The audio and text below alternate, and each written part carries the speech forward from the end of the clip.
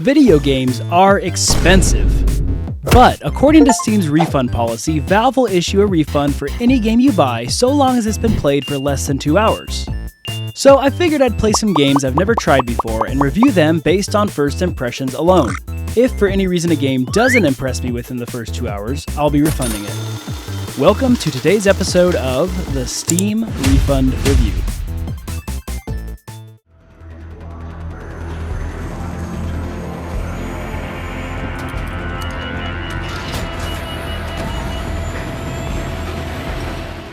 Arc Raiders is a 2025 third-person extraction shooter released by Embark Studios.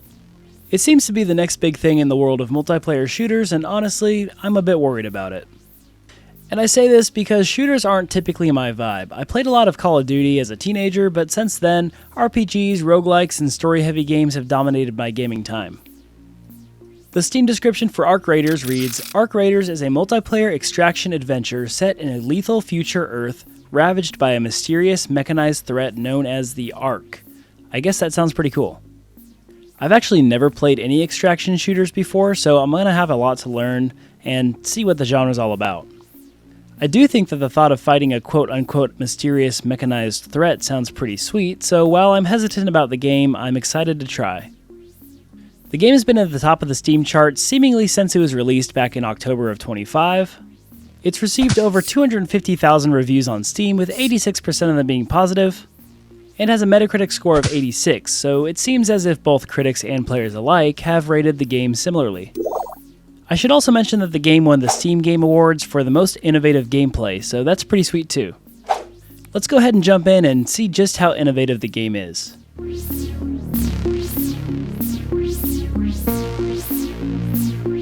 So as I started the game, I watched a short cutscene, and it seemed to have then thrown me into a tutorial of sorts where I was safe from enemy players, and it taught me some basic gameplay mechanics.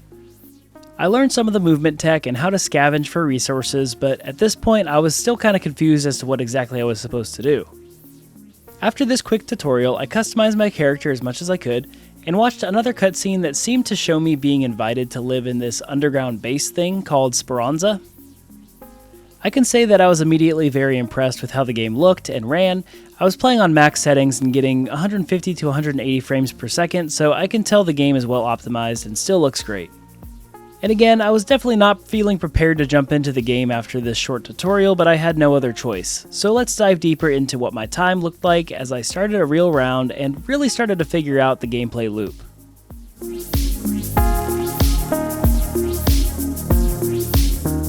So starting with gameplay, as I continued to play, I did eventually start to understand the loop. From what I've gathered so far, essentially you're thrown into the map of your choosing at a random spot, and your goal is to salvage different materials on the surface to bring back with you to your underground base. The tricky part though is that you have to be cautious while looking for loot, because as you breach containers and old defunct machinery, it makes a lot of noise. This noise will attract the Ark, which are these evil robots and will attack you on sight. You can either run from them, which is what I did the majority of the time, or try to take them down, which will net you even more better materials. The noise you make while looting can also attract other players. Other players will sometimes be friendly and leave you alone, but every now and again you'll run into someone that will try to kill you and take your loot. I found this aspect of the game to add a lot of tension, as you're always looking around to see if there's someone else out there watching you or waiting to take you out. I also found that it's much better to just stay friendly yourself. A lot of times, as long as you're friendly to other players, they'll be friendly to you. I only tried attacking someone one time while I played, and I felt really bad afterwards.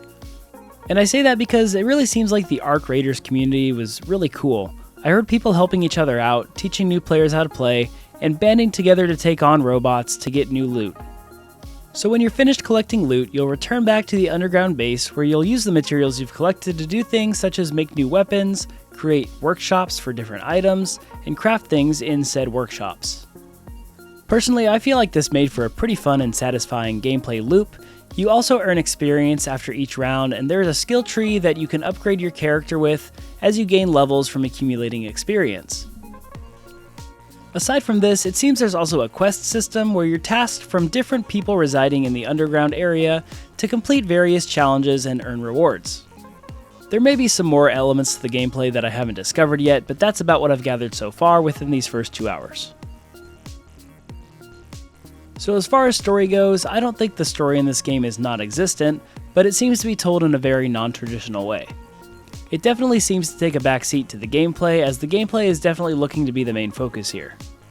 From what I understand of the story though, it seems that it's set in some sort of post-apocalyptic future where androids have taken over and humans are forced to reside underground to hide from these Ark, as they're called.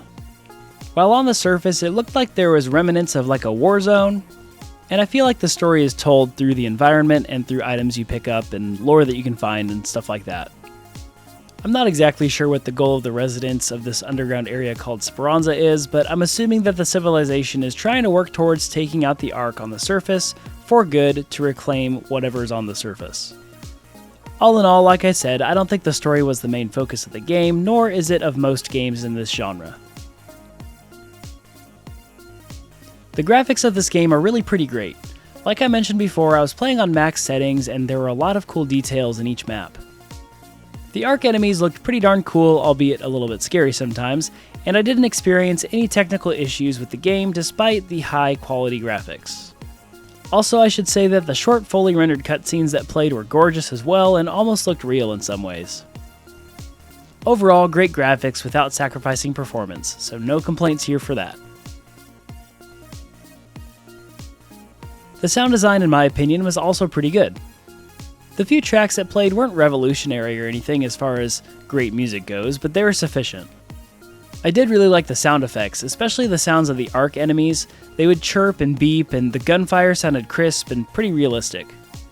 They also use sound in this game as a gameplay mechanic in some ways, as certain Ark enemies seem to make certain sounds, and there were a lot of directionality from the noises to try to pinpoint where either Ark or other players were.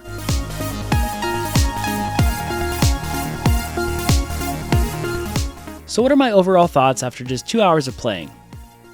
I gotta say, I was pleasantly surprised by how much I've enjoyed this game so far, despite not being the biggest fan of shooters and never having played an extraction shooter. The PvPvE aspect is really cool because of the uncertainty of other players being friendly versus not friendly, and the possibility to form alliances and such in each round. I think the progression hooks of being able to upgrade both your character and your workstations and such are really solid, and I could definitely see how the game would make someone want to come back for more. The replayability potential in this game seems to be pretty darn high, which is always good. My only complaint so far is that it was really difficult to figure out what materials I should be trying to get in a run, as you have a very limited inventory to bring back things to Speranza. And there were just so many items I didn't know what I needed and what I didn't need. The only other nitpick that I had was I felt like I didn't understand what to do in the beginning because the tutorial just didn't explain things very well. It took a good hour to hour and 15 minutes before I actually started to understand what I was doing in the game. Before giving my full verdict, let's talk about the game's value really quick. The game at full price is $40 on the Steam store, and typically I'll compare the price with the how long to beat time on a game, but this one has a very wide range of time due to the nature of the genre, with it being a multiplayer game and all. Although overall, since this game does seem to be extremely replayable, I'd say it's worth the price of admission. So to give this game a rating on a scale of 1 to 10 so far, I'd give this one a 9 out of 10 based on my first 2 hours. I do worry that this could potentially be one of those rare games that could actually get worse the more you play if it becomes too monotonous or grindy, but that definitely hasn't been my experience thus far. To be clear, I'm not saying that this game will get boring, I just know that some multiplayer games face that problem. But if the devs are releasing new seasonal updates, challenges, quests, or whatever it may be, it will help a lot with that potential problem. So based on everything I've talked about so far, am I going to replay this game or refund it? Before ending my last run, I was already itching to go back up to the surface to collect more materials, so I will be replaying this one. Alright, so what game do you want to see me play next? Let me know in the comments. Thanks for watching, liking, and subscribing. I'll see y'all in the next one. Okay, love you, bye.